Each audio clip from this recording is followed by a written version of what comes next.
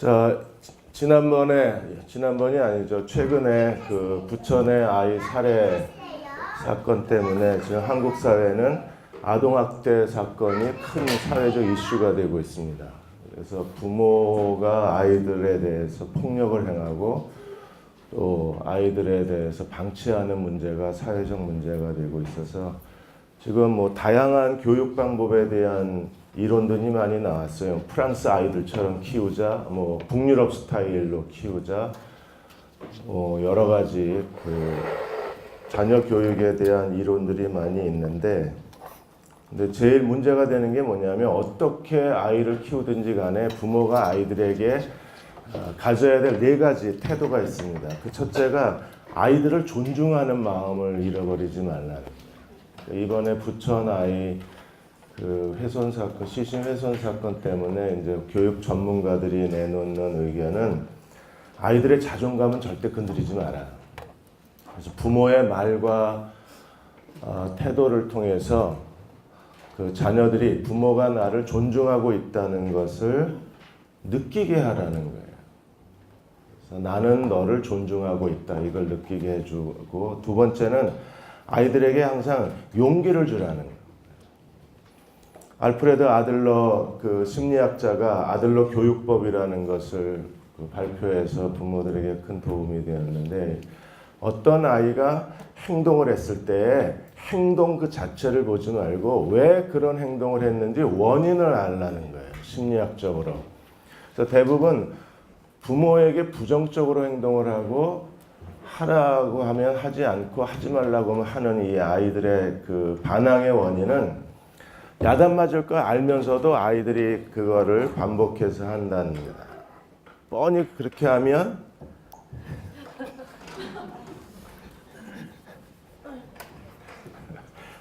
뻔히 그렇게 하면 야단을 맞아요. 볼륨 주면 내가 조절할게. 네, 만지고 있어요. 네. 볼륨 조금만 더 줘요. 높인 거야? 아닌데? 내가 가야 되겠다. 그래서 아들러가 어떤 아이들이 자꾸 야단 맞을 걸 알면서도 그 자꾸 같은 행동을 반복하는 이유는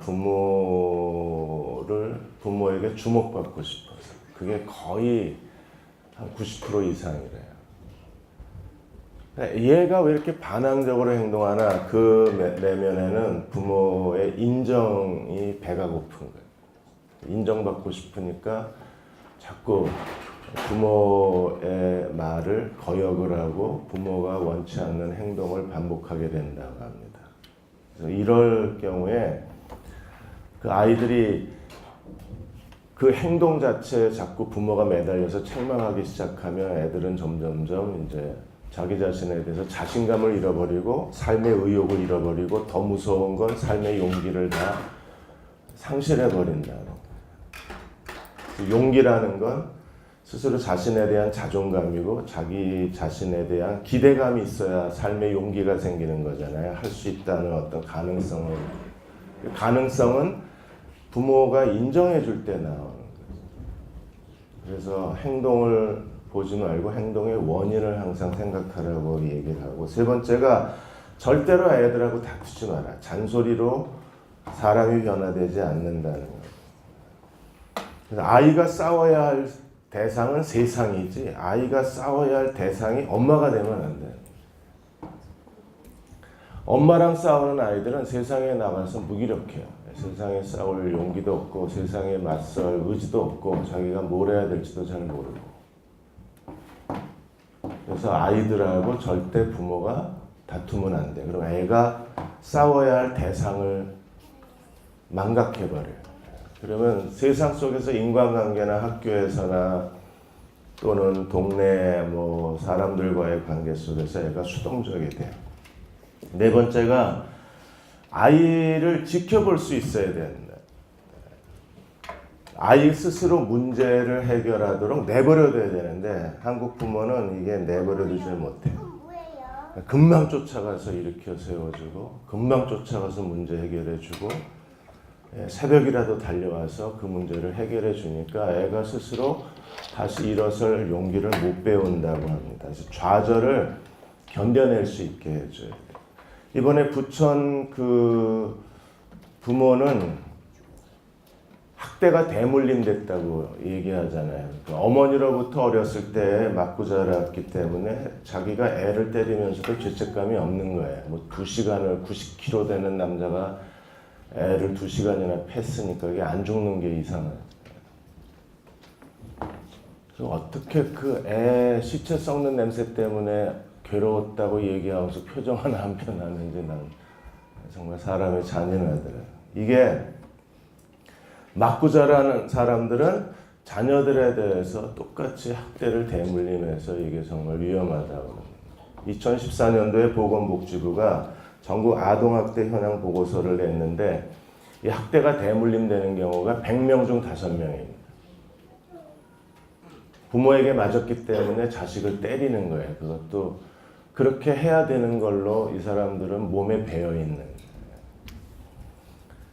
그리고 이 아동학대하는 가정에 대해서 보건복지부가 설문조사했는데 자기가 어떻게 애를 키워야 될지 양육 방법과 양육 태도를 모른다고 말한 사람이 33%입니다.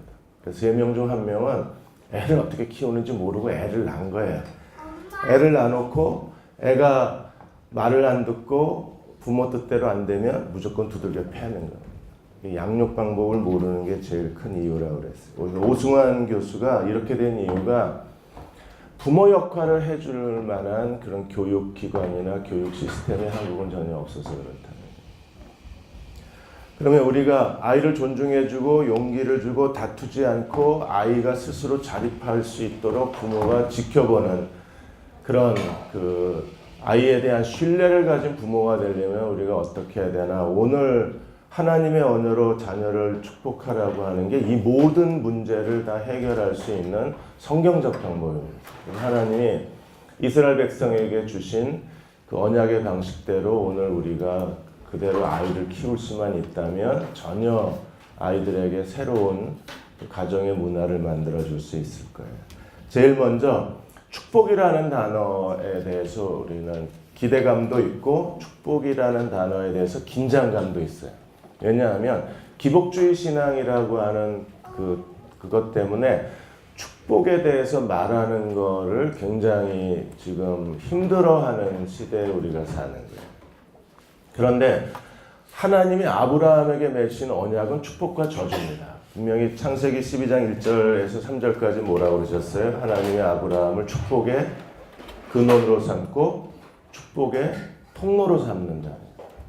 너를 축복하는 자를 내가 축복하고 너를 저주하는 자를 내가 저주한다.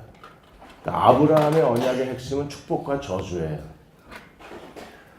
그러니까 축복과 저주가 하나님의 백성을 통치하는 하나님의 통치의 가장 중요한 두 가지 주제가 하나님께 대해서 축복과 저주의 이 두 세계를 가지고 하나님이 자기 백성을 이끌어 가시는 거거든요. 그러니까 이 축복을 만들어내는 문화가 우리에게 굉장히 중요한 거예요. 신명기에도 하나님이 율법을 주신 다음에 하나님께서 뭐라고 말씀하셨어요? 율법에 대해서 순종하면 복을 받고 불순종하면 저주받고. 그러니까 축복과 저주는 성경 전체를 이어가는 하나님의 통치관이고 하나님의 세계관이에요. 그래서 우리가 자녀를 하나님의 언어로 축복한다는 것은 이 하나님의 언약 안에 우리가 사는 방법이고 하나님의 언약을 계승하는 아주 중요한 사역이에요. 그래서 축복은 사역이에요. 그래서 하나님이 아브라함에게 너로 말미암아 모든 족속이 복을 받으리라고 했는데 이 족속이라는 단어를 크레그 힐 목사는 가족이라고 번역을 한 겁니다. 왜냐하면 그 실제로 족속이라는 말 속에 가족이라는 단어가 들어있기 때문에 그래요. 그래서 가족에서 하나님의 언약의 핵심인 축복을 계승하는 사역을 해야 된다. 그래서 그러면 어떻게 가정에서 이 하나님의 축복을 계승시킬 건가? 부모가 하라는 겁니다. 그래서 이 책 제목이 부모의 블레싱이 부모가 어떻게 자녀를 축복해야 되나. 신명기 28장에도 여호와의 말씀을 듣고 모든 명령을 내가 지키면 여호와께서 너를 세계 모든 민족 위에 뛰어나게 하실 것이다. 그래서 실제로 자녀를 축복했던 이스라엘 백성들은 세계 모든 민족 위에 뛰어났어요. 너희가 머리가 되고 꼬리가 되지 아니하고, 이게 다 신명기 28장에 있잖아요. 그 약속이 그대로 이루어진 민족이 유대 민족입니다. 나중에 우리가 그 뒷부분에 가면 유대 민족에 대한 증언이 나와요. 그러니까 실제로 이 약속이 이루어진 거예요. 우리가 자녀들에게 원하는 게 뭐예요? 모든 민족 위에 뛰어나게 하실 거예요. 머리가 되고 꼬리가 되지 않게 하실 거예요. 그다 원하시죠? 싫어요? 꼬리가 나? 꼬리는 머리는 관두고 몸뚱이라도 돼? 어쨌든 부모는 다 우리 마음속에 디폴트 돼 있는 게 뭐냐면 내 자식은 뛰어나야 돼. 이게 다 머릿속에 있어요. 아니에요 이래놓고 속으로는 다 내 자식만은 다 잘나고 유능하고 똑똑하고 그리고 어디서나 인정받는 아이가 되기 원하죠. 표정 갖추지 말고 그냥 사실이잖아요, 그게. 그렇게 하는 방법을 모르는 거잖아요. 아브라함의 언약 안에 들어가고 신명기 언약 안에 들어가는데 아브라함의 언약과 신명기 언약이 축복입니다, 축복. 그러니까 축복이라는 말하는 걸 민망해하지 말아야 돼요. 축복이라는 말을 많이 한다고 기복주의라고 몰아붙이는 사람들은 그 사람들이 이상한 사람이에요. 왜? 성경을 모르는 거예요. 그러니까 처음부터 하나님이 아브라함을 통해서 우리에게 주시는 건 축복이에요. 그래서 아브라함의 언약이 축복의 언약으로 시작이 돼서 우리가 예수 그리스도로 말미암아 그 축복이 완성이 되는 거야. 그래서 에베소 1장 3절에 하나님이 우리를 구원하셨는데 그 하나님의 구원의 근거가 뭐예요? 하늘에 속한 신령한 복으로 우리에게 복 주신 게 구원이에요. 그리고 하나님의 축복의 실체가 뭡니까? 아예 예수님이 내 안에 들어와 사시는 거예요. 여러분 이거보다 더 큰 축복이 어디 있어요? 그러니까 축복의 절정, 축복의 완성이 아예 하나님이 내 안에 와서 사셔요. 그러니까 우리는 하나님을 모시고 사는 사람들이고 우리는 하나님이 내 안에 있는 사람들입니다. 우리야말로 이 시대의 진정한 슈퍼맨이에요. 슈퍼우먼이고. 왜? 하나님이 내 안에 계시니까. 이게 축복의 하이라이트인 거예요. 아브라함의 언약이 이삭, 예수 그리스도로 말미암아 우리 안에 어떻게 실현이 됐는가, 그걸 하나님께서 완전히 실현시키신 게 바로 그리스도가 우리 안에 들어오셔서 내 구세주가 되시고 내 삶의 주인이 되신 게 축복의 실체가 되는 거예요. 그러니까 축복을 사모해야 되고 축복의 언약 안에 들어가야 되고 그리고 축복 안에서 사는 법을 우리가 배워야 돼요. 그래서 이 저자가 우리한테 가르쳐주는 게 축복 안에서 사는 게 뭐냐, 이걸 우리한테 가르치는 거예요. 자, 축복과 저주의 세계관이 있습니다. 거기에 보면 축복이라는 게 뭐냐, 저주라는 게 뭐냐, 그래서 하나님의 대리자, 축복의 대리자, 그 다음에 사탄의 하수인, 이렇게 나누어서 설명을 하고 있는데, 축복이 뭐예요? 축복의 정의. 축복은 하나님이 누군가를 통해서 사람의 마음에 정체성과 운명에 관한 하나님의 메시지와 하나님의 뜻을 심어주는 거라. 정체성과 운명에 대해서 하나님의 메시지 그리고 하나님의 마음을 심어주는 거예요. 저주는 반대입니다. 사탄이 누군가를 통해서 사람의 마음의 정체성과 운명에 관한 사탄의 메시지와 사탄의 마음을, 인상을 심어주는 거예요. 그래서 하나님의 메시지는 사랑, 존중, 인생의 목적, 인생의 가치, 이런 긍정적이고 아름다운 거지만 사탄의 메시지는 수치심, 열등감, 애정 결핍, 그리고 목적이 없는 무의미함, 이런 거는 사탄의 메시지. 그러면 하나님의 메시지, 사탄의 메시지를 전달해주는 최초의 사람이며 가장 중요한 사람이 부모라는 거예요.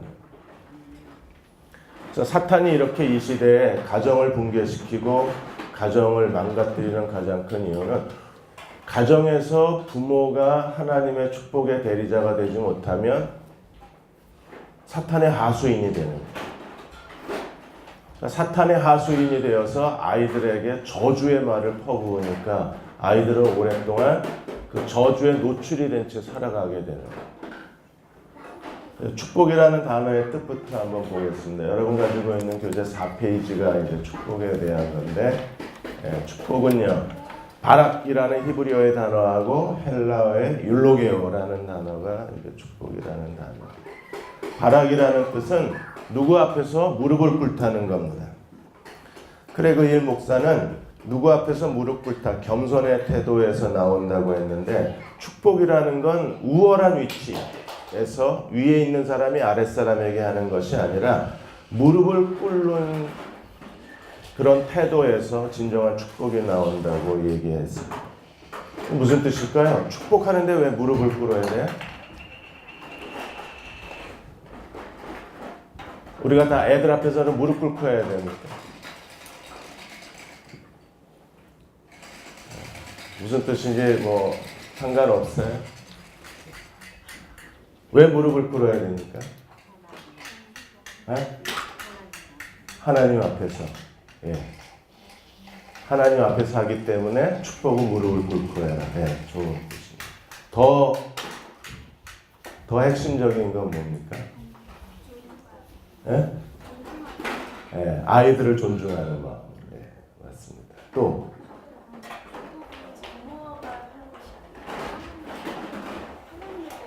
하나님의 아이들에게 주기 때문에, 부모는 대리인이기 때문에 그래서 무릎을 꿇는다.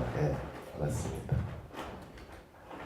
왜 우리가 그 무릎을 꿇고 해야 되냐면, 내가 축복해야 하나님이 아이를 축복하지.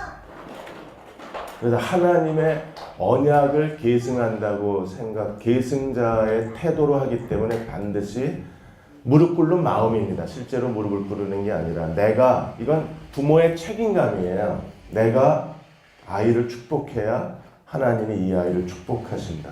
그런 사명감, 하나님께 대한 부르심, 하나님 앞에서 부모의 책임을 다하는 의무감, 그런 거룩한 마음가짐을 갖고 하라는 거예요.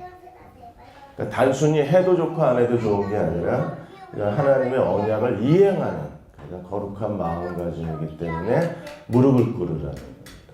또 바락이라는 또 다른 뜻은 뭐가 있어요? 형통하게 한다는 겁니다. 왜냐하면 무릎 꿇는 게 내가 축복해야 하나님이 이 아이를 축복하신다는 마음가짐이라면, 그 다음에 형통케 하시면요, 내가 축복하면 하나님이 주시는 결과가 형통케 하는 거예요. 그래서 바락이라는 이중적 의미가 부모가 축복하는 하나님의 대리자로 세움을 받았다는 거룩한 마음을 가지고 아이들을 축복하면, 그런 마음을 가지고 아이를 축복하면 하나님의 아이를 형통케 하십니다. 그래서 그런 바락의 의미는, 우리가 부모가 축복의 대리자의 사명을 다하면 인생 전 영역에서 하나님의 아이를 형통케 하시는 거예요. 영적 생활, 건강, 내면의 평안, 결혼, 자녀 교육, 그 다음에 재정, 경력, 그리고 교회에서의 봉사, 모든 면에서 하나님이 동행하시기를 시작합니다. 헬라어로 율로게어도 똑같은 거예요. 칭찬하다, 형통하다고 하는 두 가지 의미가 있는데, 축복하는 것은요, 아이를 칭찬하는 겁니다. 아이에 대해서 우리가 축복할 때 반드시 그 아이의 장점과 그 아이의 미래에 대해서 말하게 돼 있어요. 없는 거를 말하는 건 아닙니다. 왜요? 칭찬이기 때문에. 책망이 아니라 율로게오는 칭찬입니다. 그래서 반드시 아이에게 좋은 점을 얘기해 주는 거예요. 없는 거를 우리가 하나님 채워달라고 기도하는 게 아니라 하나님 주신 것은 좋은 것을 칭찬하고 아이의 미래에 대해서 부모가 얘기를 합니다. 그래서 축복은 아이를 칭찬하고 하나님의 비전, 하나님의 형상을 인생에 심어주는 겁니다. 저주는요, 반대죠. 우리가 식물을 키울 때 영양제를 주는 것을 크레이그 힐 목사님이 비유를 들었는데, 그래서 물을 줄 때 거기에 영양제를 타서 주면 식물이 잘 자라지만 그 물에다가 염산을 타서 주면 식물이 그냥 붙자마자 다 말라버릴 겁니다. 그래서 결국에 부모가 말과 행동과 태도에 있어서 영양제를 아이들에게 주느냐 아니면 저주의 염산을 퍼붓느냐는 부모의 태도에 달려요.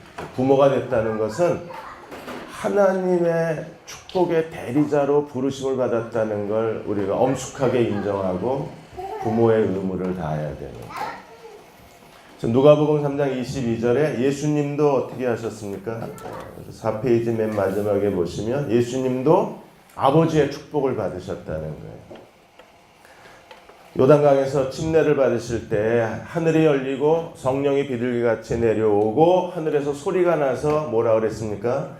이는 내 사랑하는 아들이요 내 기뻐하는 자라. 이게 유대인들에게는 친숙한 말이랍니다.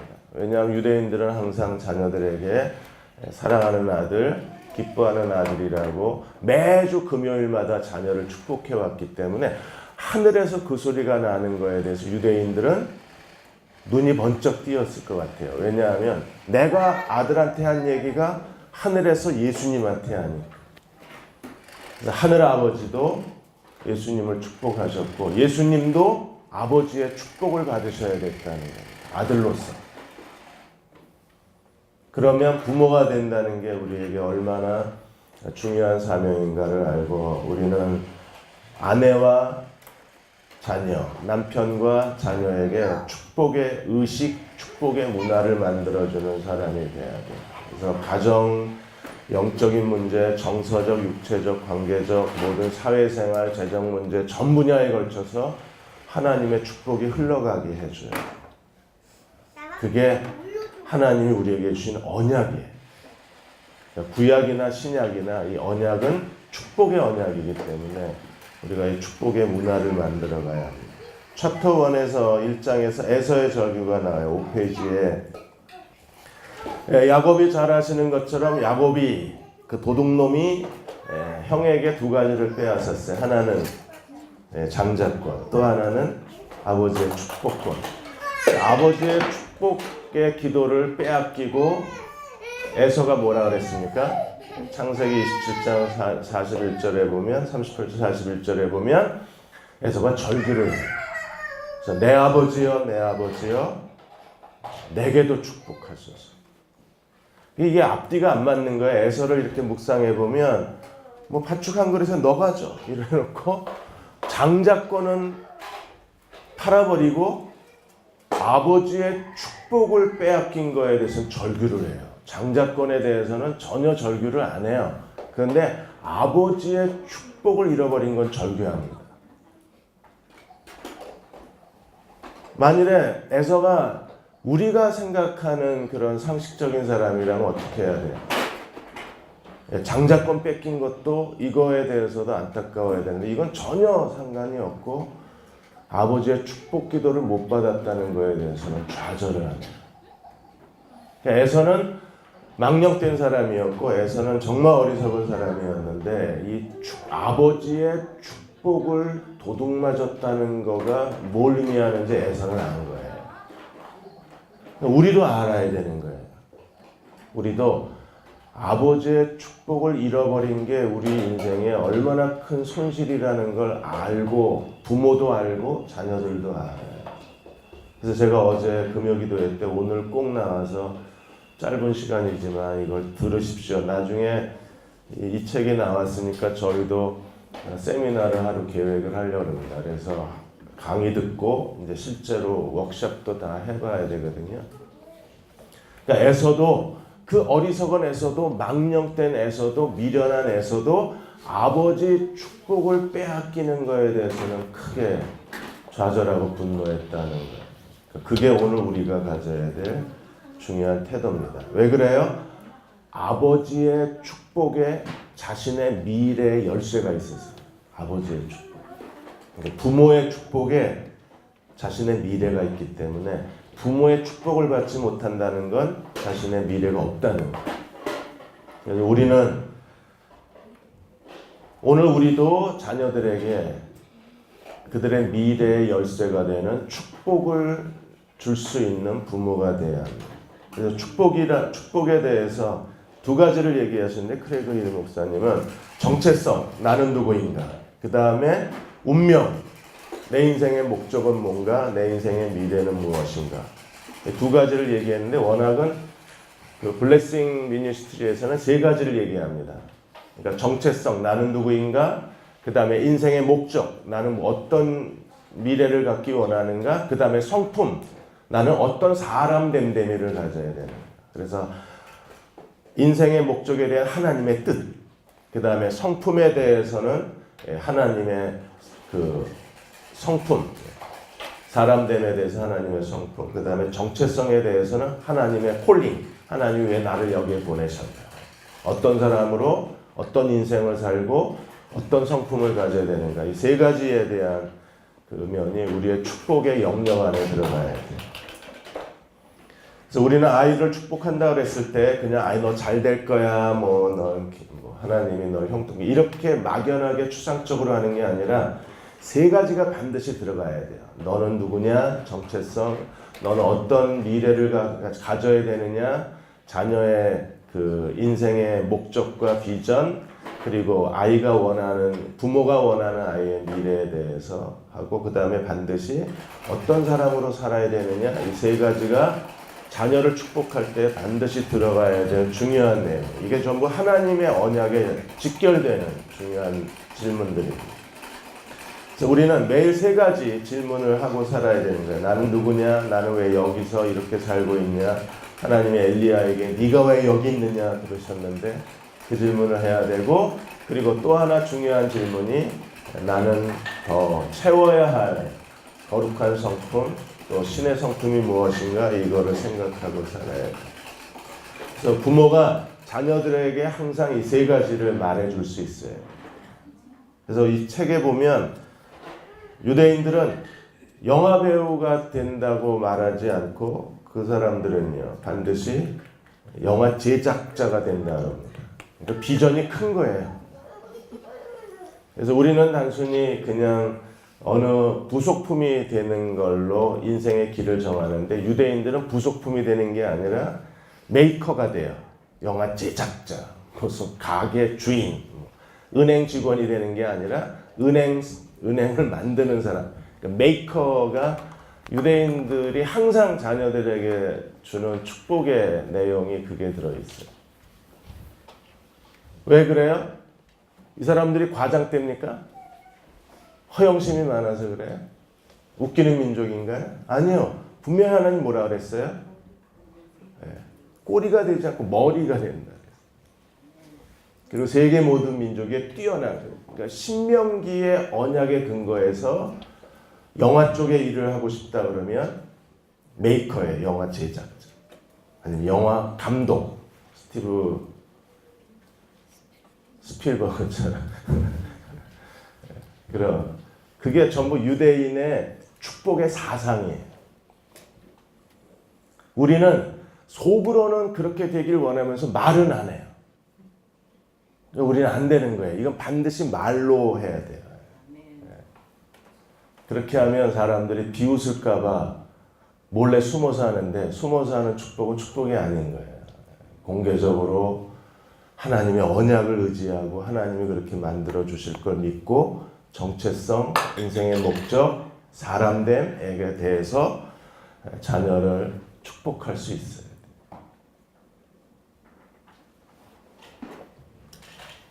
뭐 하실 생각이 없으세요?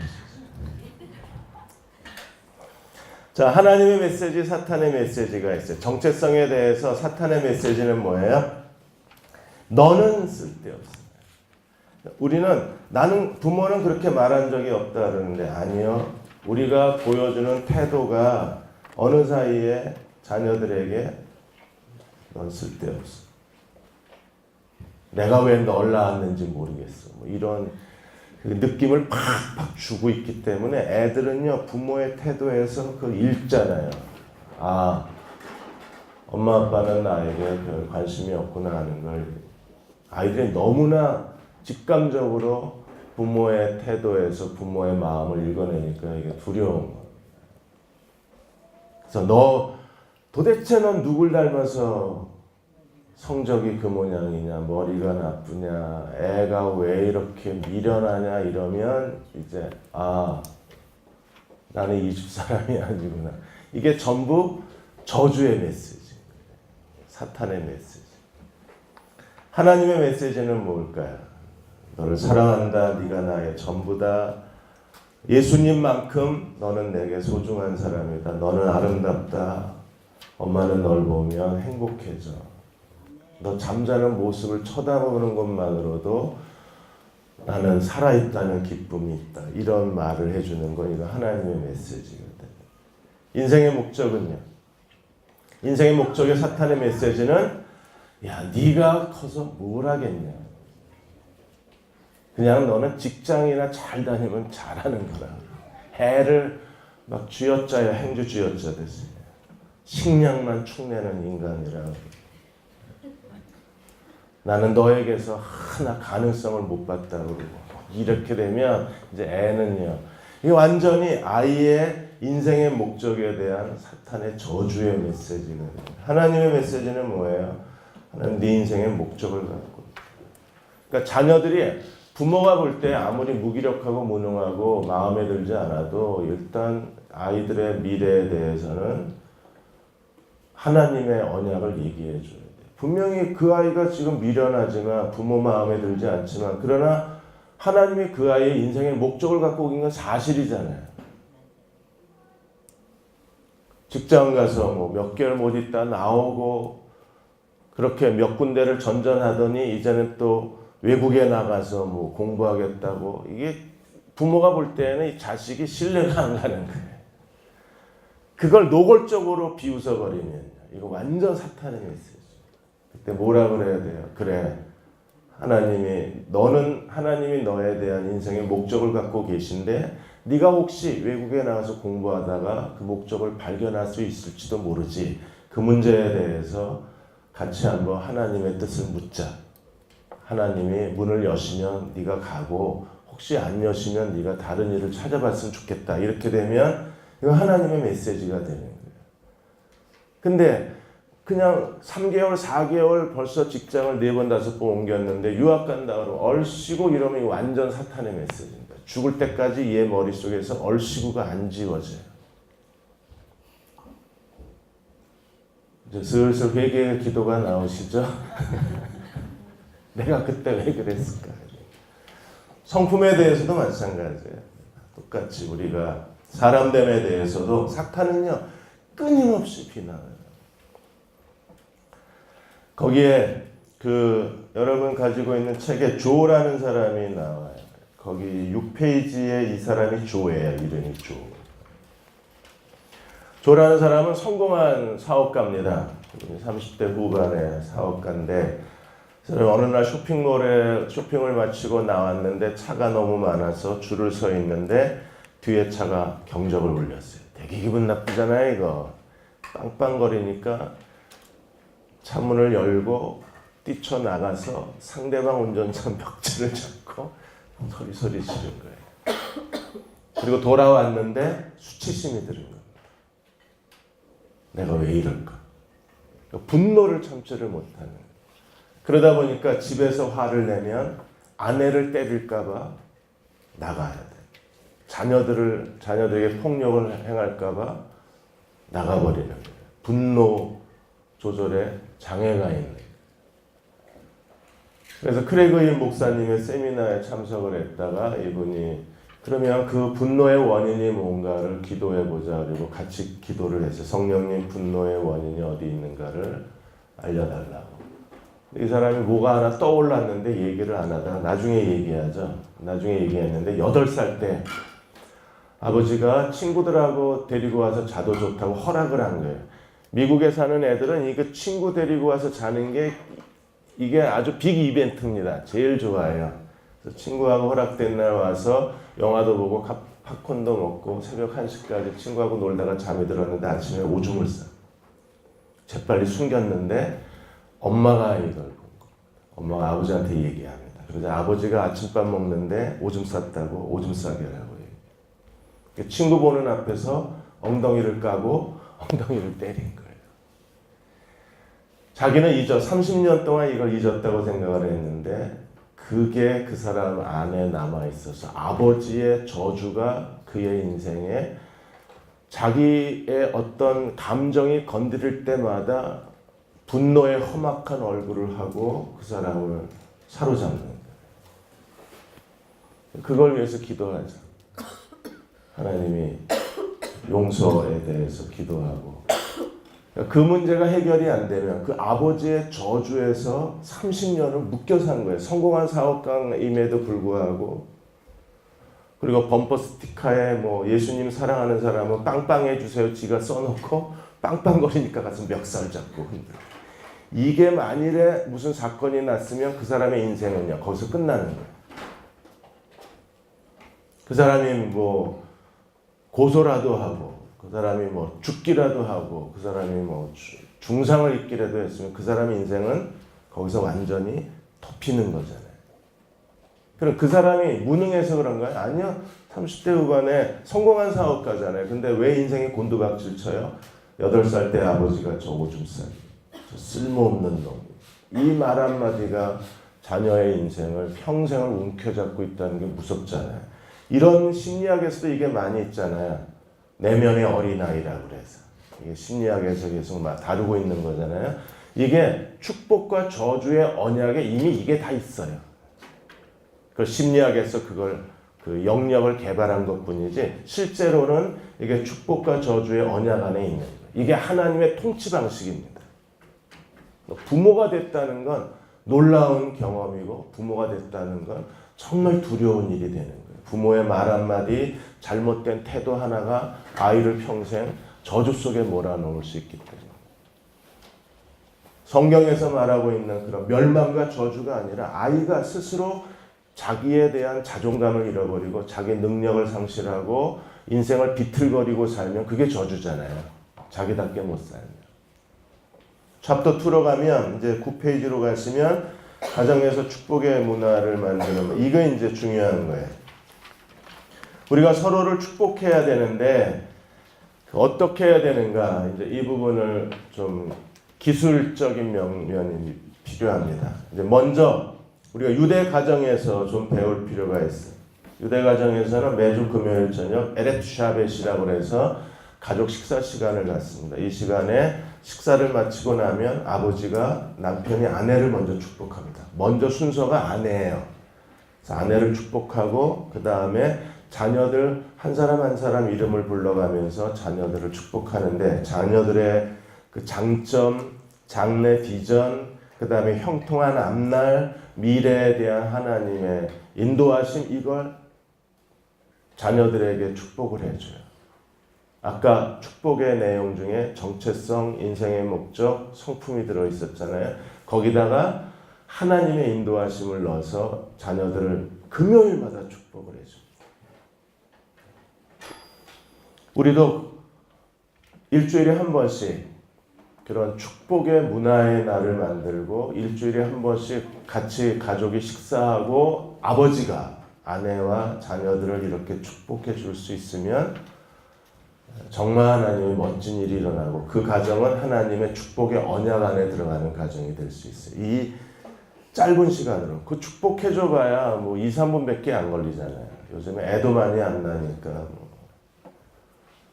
같이 식사하고 하거나 식사를 꼭 안 해도 돼요. 식사를 안 하고 저녁에 금요일 날 자기 전에 아니면 토요일 날 아침에라도 축복의 시간을 같이 갖는 거예요. 여기 그 크레그 힐 목사님이 자기가 그 가정의 축복의 문화를 만들기 위해서 뭘 배웠는가를 설명을 했습니다. 거기 목회 1년 차였을 때 아들 조나단이 그 주일학교 선생님이 와서 예배 끝나고 이제 기분 좋게 집으로 돌아가려고 그러는데 선생님이 와서 조나단이 목사님 아들이 내가 요청을 했는데 거절했다 또 요청을 했는데 거절했다 그러더니 선생님한테 욕을 했다. 이렇게 된 거예요. 그 순간에 목사님은 끝났구나 하는 생각이 들었을 겁니다. 왜요?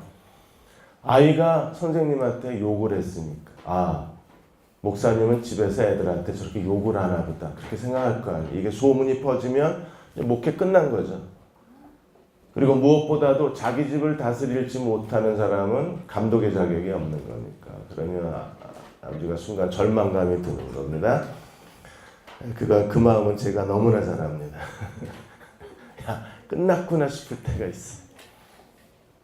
그러다가 이 위기를 모면하려면 아버지가 그런 사람이 아니라는 걸 보여주려면 선생님 앞에서 애를 야단쳐야 되잖아요. 선생님 앞에서 애를 야단치려는 순간에 성령께서 목사님의 마음을 멈추게 합니다. 왜? 지금 뭐 하려고 그러냐? 야단쳐야죠. 애를 왜 야단치냐? 그래서 여기서 크레이그 목사님이 중요한 교훈을 배워요. 만일에 어디서 분노로 애를 야단치고 선생님 앞에서 자기 체면 세우고 자기 위신 세우겠다고 애를 모멸감이 들 정도로 야단을 치고 아이의 행동을 정죄하고 비난하면 어떻게 됐을까? 아이는 평생 그 죄책감을 안고 살아갔어.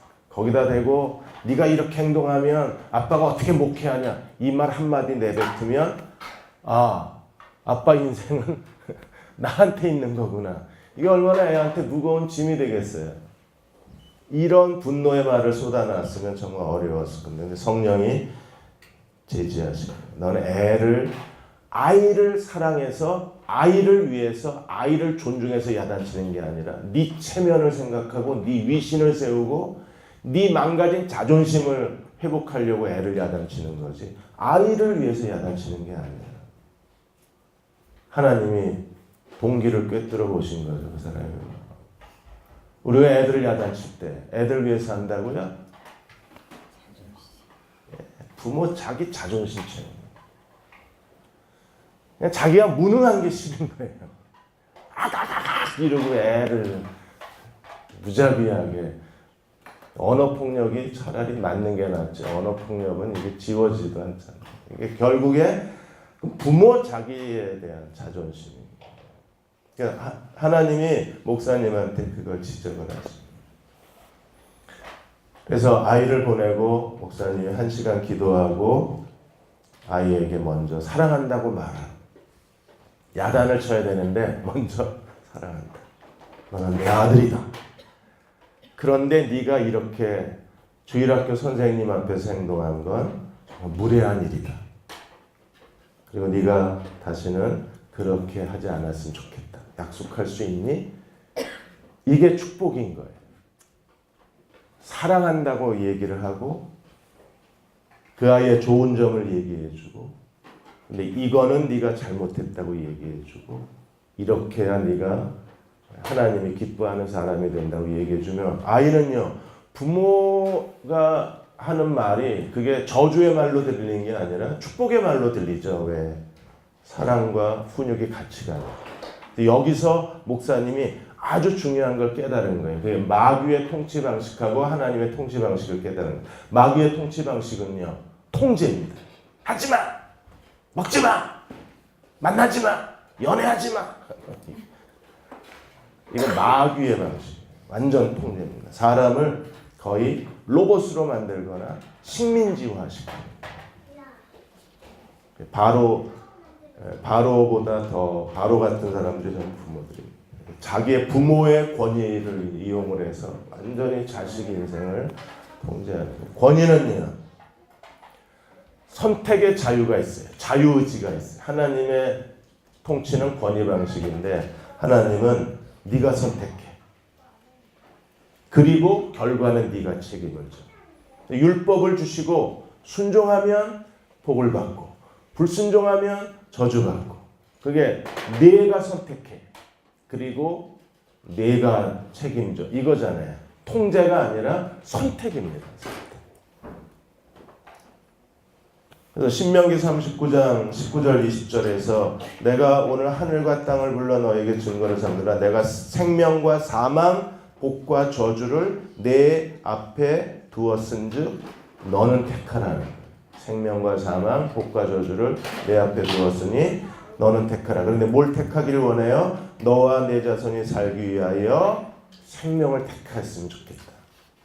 그리고 내 하나님 여호와를 사랑하고 그 말씀을 청종하고 그를 의지하라. 그는 내 생명이요 내 장수라. 하나님이 이렇게 말씀하시면서 네가 선택해라.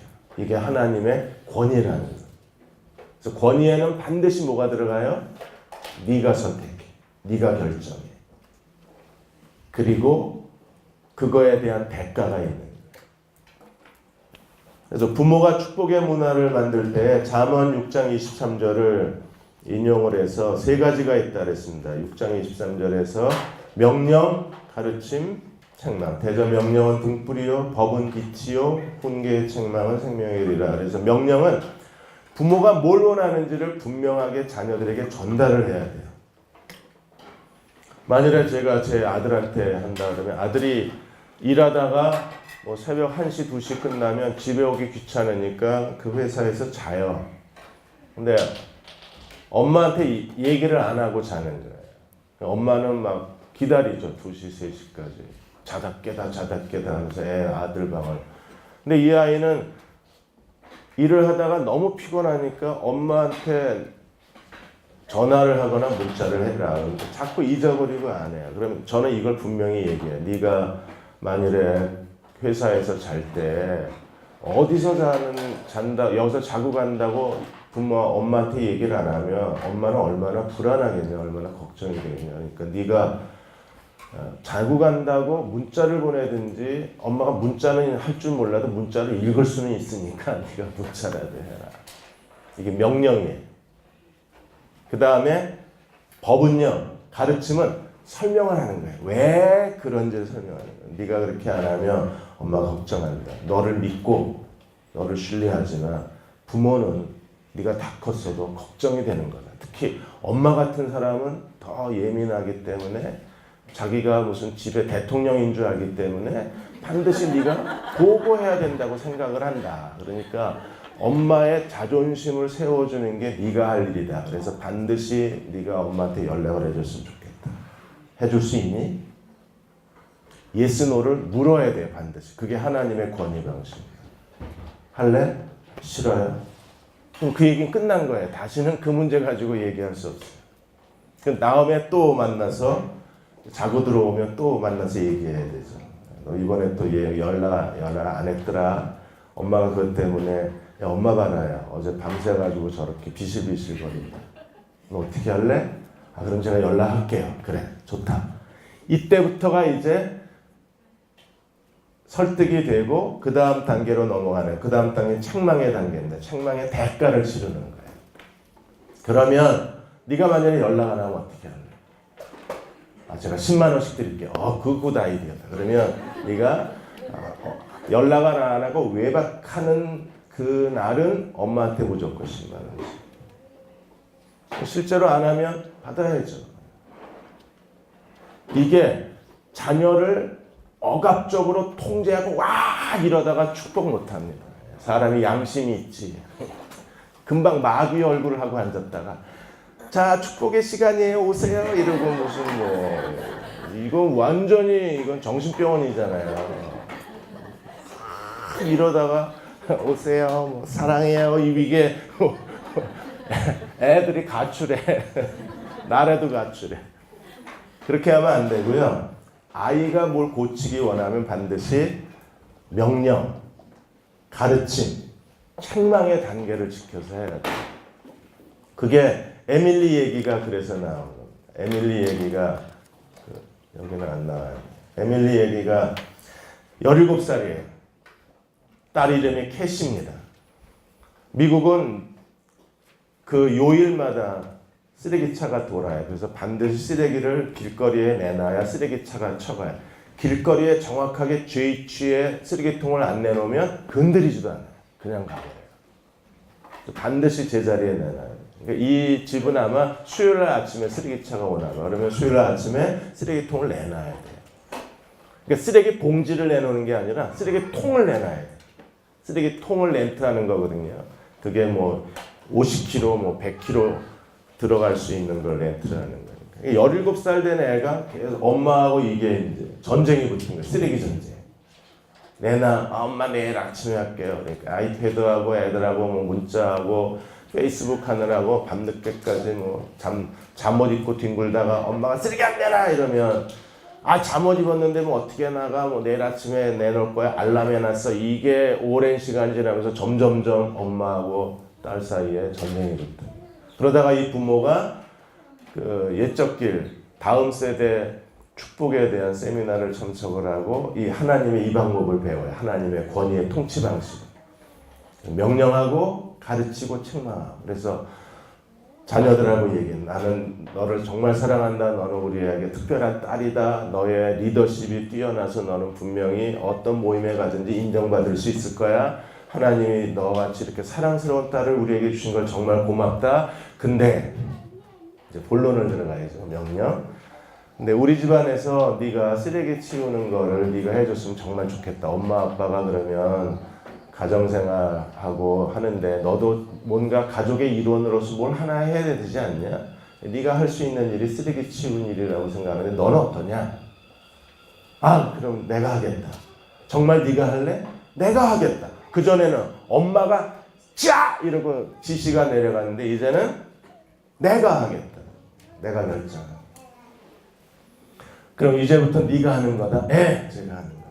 그러면 만일에 안 했으면 어떤 대가도 치르겠습니다. 그렇게 결정한 거지? 예, 결정했습니다. 계약이 끝났어요. 그 주에 화요일 밤이 됐는데 얘가 또 빈둥거려요. 이제 부모가 걱정을 안 합니다. 왜요? 대가를 치른다 그랬어요. 아침이 됐는데 얘가 늦잠을 자고 샌드위치 하나 들고 허둥지둥 학교 가느라고 쓰레기통을 안 내놨어요. 그 전날 엄마가 한 말은요. 내일 쓰레기 치우는 날이야. 잊지 않았지? 딱 한마디. 웃으면서. 다음 날 안 했습니다. 애가 학교에서 돌아올 때 걱정이 되는 거예요. 약속했는데 대가를 치른다 그랬는데 미안해서 어쩌나 이러고 들어갔는데 엄마가 학교 갔다 왔니? 이러고 아무렇지도 않은 거예요. 와, 저 인간이 변했네. 이러고 이제 애가 2층에 올라가다가 그리고 내려왔습니다. 왜요? 쓰레기 봉지가 다 자기 방에 가 있는. 와, 이 사람들 진짜 재치 있는 거야. 읽으면서 내가 통쾌한 거야. 이야, 잘했다. 애들은, 사춘기 애들은 한번 충격을 매겨야 되잖아요. 와, 이 부모 진짜 잘했다. 쓰레기 봉지가 5개나 되는 거예요. 그걸 쓰레기 초록색 통 안에다 넣어놔야 이제 퍼가는데 거기 음식물 쓰레기, 온갖 쓰레기, 까만 비닐봉지 5개나. 방을 절반이나 차지하고 있으니까 엄마! 이러니까 네가 그랬잖아. 뭐든지 하겠다고. 이거 냄새나서 어떻게 살아. 네 책임이지. 네가 하겠다 그랬죠. 그 다음부터 캐시는 다시는 수요일 아침에 쓰레기통 내놓는 일을 잊어버린 적이 없어요. 이게 하나님의 통치입니다. 야! 이러는 게 아니라 인격적으로 좀 삽시다 우리 애들하고. 근데 이런 일들이 크레이그 목사님의 그 옛적 길 세미나 홈피에 들어가시면 초등학교 애들이 이게 돼요. 그래서 거기에 여러 가지 우리 아이가 이렇게 해서 우리 아이가 달라졌어 이게 나. 그러니까 아이가 달라진 게 아니죠. 부모가 달라진 거죠. 마귀의 방식에서 하나님 방식으로, 통제 방식에서 권위의 방식으로, 억압의 방식에서 선택의 방식으로 바뀌는 거예요. 저 나중에 여러분도 한번 워크숍 시간에 이걸 만들어 보세요. 우리 아이가 지금 부모하고 계속 마찰이 일어나고 분쟁이 일어나고 전쟁이 일어나는 게 어떤 문제인가. 그 부분을 놓고 명령, 가르침, 책망 이걸 어떻게 만들 건가. 그래서 아이하고 계약서를 만드는 거예요. 그래서 자녀 이 축복의 10계명이라는 게 있어요. 보통 한 10가지 정도를 해요. 그 10가지에는 반드시 아이가 동의한 거. 엄마 내가 할게. 아빠 내가 할게. 동의한 거 10가지를 해놓고 그 10가지에 따른 대가가 있어요. 근데 여기서는요. 저주의 대가만 있는 게 아니라 상벌의 대가도 있습니다. 캐시 어머니 에밀리는 그걸 안 하셨는데 네가 만일에 매주 쓰레기를 수요일날 내놓으면 뭐 용돈을 10불 더 줄게 뭐 이런 보상도 있어야 돼. 반드시 상과 벌이 있어야 돼. 벌만 주면 부모 진짜 인색한 겁니다. 반드시 상이 있어야 돼. 네가 1년 동안 이 계약대로 하면, 네가 순종하면 네가 원하는 뭐 아이패드를 뭐 사줄게. 뭐 미니 아이패드. 아빠가 돈이 없으니까 중고라도 사줄게. 반드시 이게 다 계약에 들어가는 거예요. 그래서 축복 자체가 하나님의 계약이고 아이들을 훈육하는 데 있어서도 이게 전부 계약으로 가는 거예요. 그래서 우리는 배달의 민족이 아니라 계약의 민족이 돼야 돼요. 이해가 되셨어요? 이게 성경입니다. 성경은 반드시 순종하면 복을 받고 불순종하면 저주받는다. 이게 하나님과 우리의 계약이잖아요. 하나님이 우리를 통치하신 것처럼 자녀를 통치하라는 거예요. 그러면 언제든지 우리는 아이들이 자기가 즐겁게 저주를 받아요. 왜? 내가 선택한 거니까.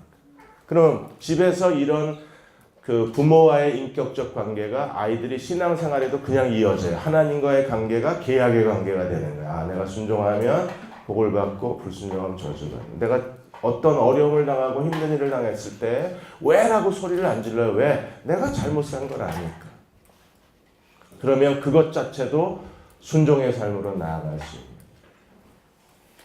여러분들이 축복의 시간을 정해서 만일에 정기적으로 축복의 시간을 갖지 않으면 어떤 일이 벌어져요? 계속 통제 방식을 못 벗어나요. 왜? 방법이 없어요. 하나님 방식 아니면 마귀 방식.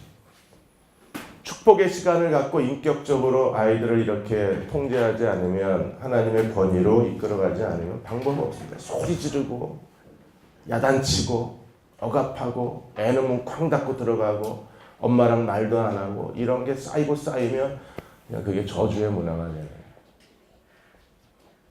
거예요. 애는 무능해지는 거예요. 그렇게 자란 사람들이 사회 속에서 자기 능력을 발휘를 못하는 거예요. 오늘부터 여러분들이 어느 시간이든지 일주일에 하루를 정하십시오. 그리고 온 가족이 가능하면 식사를 하십시오. 이게 저도 못해서 하려고 애를 많이 썼는데 이게 잘 안 되더라고요. 그래서 아내한테 넘겼는데, 그 다음에 식사를 안 하면 이제 모여서 같이 일주일 동안 어떻게 살았냐 대화를 한 다음에, 그리고 나서 제일 먼저 해야 될 일이 회개의 시간부터 갔습니다. 혹시 지난 한 주 동안에 엄마 아빠가 서운하게 한 일이 있으면 용서해 줘라. 애들도 혹시 제가 마음에 부담들이 일이 있으면 용서해 주세요. 말을 하고 그 다음에 서로 용서하는 시간을 갖습니다. 그리고 아내를 축복하고 자녀를 축복하는데, 거기에 게리 스몰리가 축복의 언어 5가지 요소를 했는데, 거기에 보면 제일 먼저 해야 될 게 적절한 스킨십을 해라. 그래서 축복을 할 때는 이렇게 안고 하든지, 사람을 품에 안고 하든지, 어깨에 손을 얹고 하든지, 아주 적절한 스킨십이 있어야 돼. 그 다음에 축복의 말을 적당한 말로 표현해 줘야 합니다. 뭐 행복이라든지 기쁨이라든지, 뭐 하나님이 내 마음에 평안을 주시기를 원해, 이걸 축복이라는 말을 그 상황에 맞게, 사람에게 맞게 적당한 말로 표현해 줄 수 있어야 돼요. 그 다음에 아까도 얘기한 것처럼 축복받는 대상을 우리가 소중히 여기고 있다는 말을 꼭 해줘야 됩니다. 널 사랑한다. 얼마나 널 아끼고 있는데. 너 없었으면 우리가 이 어려운 시간을 어떻게 견뎌냈을지 몰라. 이런 소중함을 꼭 얘기해주고, 그 다음에 너에게 하나님이 특별한 장래를 갖고 있다는 얘기를 꼭 해주셔야 돼요. 사랑한다, 소중하다, 하나님이 너에게 장래를 갖고 있다, 그 다음에 너는 이런 사람이다. 좋은 점을 계속 얘기를 해줘요. 그리고 나서 그 축복을 이루어갈 수 있도록 부모가 어떻게 도와야 될지, 그리고 어떤 일을 아이가 원하는지를 이제 헌신해야 됩니다. 5가지 말을 축복에 꼭 해주셔야 됩니다. 자, 챕터 3로 가면 거기 이제 축복의 중요한 7가지 시기에 대해서 나옵니다. 임신됐을 때, 태아기 때, 출생기 때, 그러니까 엄마 뱃속에 있을 때가 인생의 중요한 시기, 7시기 중에 엄마 뱃속에 있을 때가 3시기예요. 임신하고 태아 10개월 동안, 그 다음에 출생할 때, 이게 벌써 축복의 시간 3시간이고 그건 어떻게 하는지 지금 여기에 다 나와 있습니다. 영유아기 때 어떻게 해야 되나, 사춘기, 결혼, 노년기 때 거기 블레싱 툴박스가 있습니다. 한번 읽어보시고요. 이렇게 하나님이 유대인들에게 축복의 문화를 남겨주시고 유대인들은 오랫동안 축복의 문화의 전통을 잃어버리지 않았어요. 그러자 어떤 일이 벌어졌어요? 스티븐 실비거가 유대인의 현상이라는 책에서 미국입니다. 수입 5만 달러, 한 6천 연봉 6천만 원 이상 상회하는 유대인 가구의 비율이 유대인이 아닌 비유대인보다 2배가 넘어요. 굉장히 고소득자입니다. 유대인들은. 그 다음에 가계 수익 2만 달러 이하, 그러니까 저소득층이죠. 저소득층의 비율이 유대인 가정이 비유대인 가정의 절반 이하입니다. 그러니까 유대인들은 대체로 다 잘 산다고 보면 돼요. 그러니까 유대인의 근면성도 있고 유대인의 그런 심리적인 그 현상도 있지만 더 중요한 거는 저자는 이걸 하나님의 축복의 문화에서 찾는 거예요. 그야말로 신명기가 그냥 이루어졌어요. 그 디아스포라 전 세계에 흩어진 나그네가 됐는데도 신명기 언약이 그냥 성취가 되는 거예요. 너를 세계 모든 민족 위에 뛰어나게 하실 것. 그대로 이루어져서 그래서 포브스가 선정한 가장 부유한 미국인 400명 중에 최상위 40명의 40%, 16명이 유태인입니다. 꼭대기를 다 차지하고 있는 거예요. 그러니까 신명기 약속이 그냥 이루어진 겁니다. 예수를 십자가에 못 박아서 버림받은 민족인데도 언약은 이루어져요. 왜? 언약은 언약이니까. 그러면 그게 어디서 오느냐? 예수를 죽인 민족인데 그게 매주 금요일 축복의 시간에서 찾는 거예요. 하나님 명령하신 대로 축복하니까 그대로 축복이 디아스포라가 된 뒤에도 이루어지는 거예요. 더군다나 억만장자 3분의 1이 유대인들입니다. 미국에서. 미국의 노벨상 수상자 4명 중 1명이 유태인입니다. 그 다음에 그 유명한 대학 교수 중에 20%가 유대인입니다. 대형 로펌에 있는 그 판사, 검사, 변호사 이런 사람들이 전부 40%가 유대인. 유대인의 숫자가 얼마나 되느냐? 미국 전체의 2%밖에 안 돼요. 그렇게 적은 사람들이 경제, 교육, 과학, 국방 모든 분야에서 IT 분야에서 최고의 두뇌로 두각을 드러내는 게 유태인들입니다. 그래서 유태인들이 재산 다 빼가면 미국 경제를 그냥 몰락한다는 얘기도 있잖아요. 그게 루머가 아니라 사실입니다. 그런 이유가 어디에 있어요? 예수를 우리도 죽여야 되나요? 그렇게 축복받으려면? 우리도 디아스포라 흩어져 살아야 되나? 아니에요. 축복의 문화. 왜? 하나님은 축복의 언약을 아브라함에게 주셨고 그 축복의 언약이 그리스도를 통해서 완성됐기. 생각해 보세요. 하나님이 내 안에 있는데 축복을 살지 못하면 뭐 문제 있죠, 그거. 안 그래?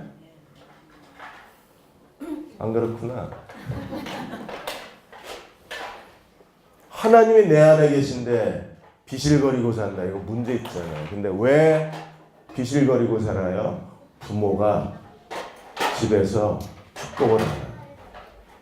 오스 힐링이 문화일곱가지 산이 있는데 가족의 산에서 부모가 자식을 축복 안 하면 아이들이 나머지 경제, 교육 모든 6개 분야의 문화의 산에서 영향력이 있는 사람으로 못 살아.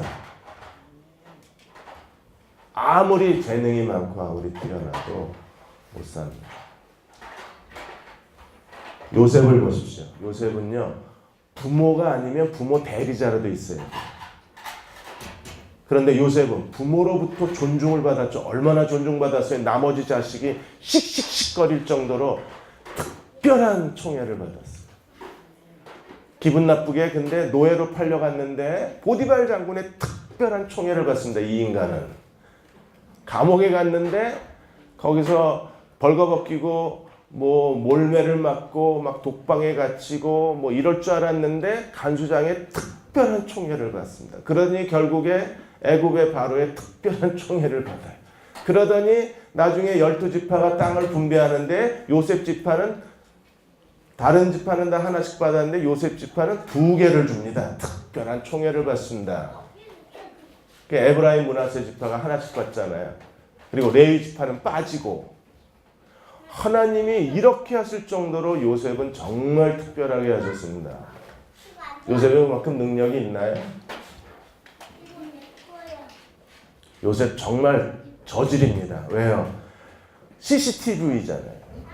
형들의 모든 잘못을 일일이 카톡으로 아버지한테 사진 찍고 다 고발 조치했던 인간이 요셉. 정말 인간 이해합니다. 그런데 결국에 사람의 축복이 요셉의 축복을 만들었다고 해석을 하는 거예요. 이거 유대인의 관점에서 요셉을 해석하는 거예요. 저질이 어떻게 가장 뛰어난 사람으로 이스라엘 역사에서, 나중에 에브라임은 결국 저질이잖아요. 북이스라엘의 우상 숭배의 국가를 만든 게 결국 에브라임이 주동이. 걔가 요셉 지파입니다. 그 인간이. 근데도 정말 장자의 지파도 하나님이 축복하시는 게, 축복을 받은 사람이 축복에 들어가는 거예요. 부모가 해야 될 일이 이제 악쓰지 말고, 잔소리 퍼붓지 말고, 애랑 싸우지 말고 축복을 해주죠. 그것만 하면 하나님의 아이들을 가족의 산에 세워놓으면, 그 다음에 그 가족의 산에서 모든 산이 다 예술, 오락, 교육, 종교, 정부, 미디어, 경제 분야에서 하나님이 영향력을 드러낼 수 있는 최고의 사람들을 만들어내실 수 있어요. 그게 하나님이 우리에게 주시려고 약속하신 삶입니다. 질문 있으면. 그래서 오늘 정말 중요하죠. 이렇게만 살면 하나님이 약속하신 하늘의 창고문을 열고 가장 아름다운 것을 우리에게 쏟아부어 주실 수 있습니다. 질문 있으시나요?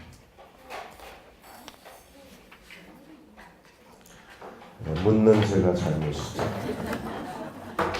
항상 당하면서도 습관처럼 물어. 질문 있으시나요? 그리고 내 스스로 실망해. 그리고 저주로 들어가.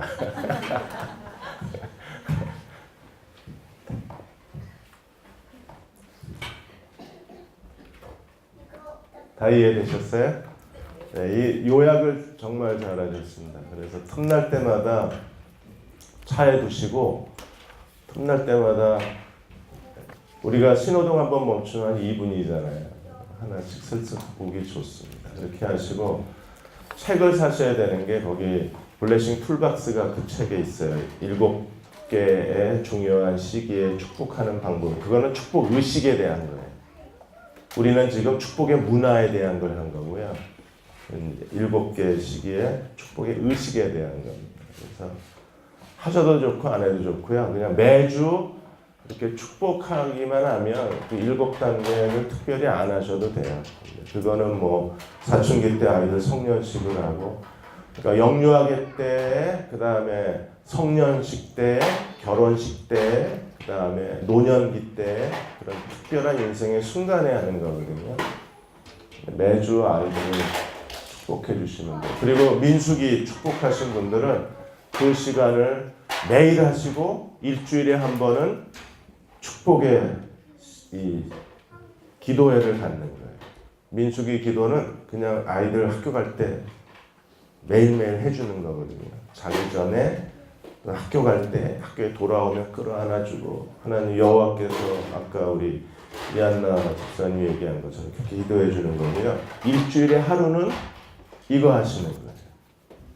모여서 밥 먹고 아내를 축복해주고, 거기에 유대인들이 축복하는 기도문이 그 책에도 나와 있어요. 지붕 위에 바이올린에 나서 나온 걸 그대로 인용을 해서 뭐 에스더 같게 하시고 뭐 좋은 건 다 갖다 붙였어요. 근데 그 기도문이 참 아름답습니다. 그거를 아내한테 해주고, 그 다음에 자녀들한테 하나씩 밥 먹고 나서 이렇게 조용한 음악 틀어놓고 엄마 아빠가 끌어안고 아이를 축복해 주면요, 애가 얼마나 마음이 안정이 되겠어요. 그리고 일주일 동안에 실수하잖아요, 누구나 다. 지난번에 그래서 정말 미안하다, 엄마가 바빠서 그랬어, 용서해 줄 거지? 네 엄마. 그러면 용서받았으니까 이제 끌어안고 축복을 해줘도 애가 너무 그게 따뜻한 시간이죠. 근데 소리 박박 질러놓고 이리 와! 축복해 줄게! 이러면 애가 너나 해! 애가 착하니까 아무 소리 안 하는 거지. 나 같으면 소리 질러. 질문이 없으니까 자꾸 이런 얘기가 나. 기도하겠습니다. 기도하기 전에 저를 따라서 해주시기 바랍니다. 나는 축복의 사람이다. 자녀를 축복하는 부모의 의무가 있다. 이 축복의 의무를 다하는 내가 되겠다. 하나님께서 우리에게 원하시는 게 부모의 의무 중에 가장 중요한 게 내 자녀를 축복하라는 그 의무를 다하는 우리가 되었으면 참 좋겠습니다. 하나님 도와주십시오. 애는 낳아놓고 부모가 됐는데 부모가 뭘 해야 되는지 우리가 잘 모르고 지금까지 왔습니다. 매일 민수기 말씀으로 아이를 축복하고 있었고 이제 오늘 하나님이 말씀하신 것처럼 축복의 문화를 만들어가는 저희 가정이 되고 싶습니다. 온 가족이 함께 모여 식사하고 남편이 아내의 머리에 손을 얹고 축복하고 부모가 자녀들을 가슴에 안고 축복해서 하나님의 축복이 이어져가는 가정이 하나님의 축복이 되고 그 하나님의 약속이 자녀들의 삶 속에서 그의 인생 전 영역에서 영적으로 정서적으로 재정과 미래의 직업과 삶의 모든 분야에서 하나님의 축복이 흘러넘치는 아이들이 되게 하여 주옵소서. 이렇게 축복받는 저희 가정으로 하나님 앞에 세워주시기 원합니다. 우리 이 사명을 마음에 심어주시고 이 의무를 다하는 지혜로운 부모가 되게 하여 주옵소서. 예수님의 이름으로 간절히 기도하옵나이다. 아멘. 수고하셨습니다. 감사합니다.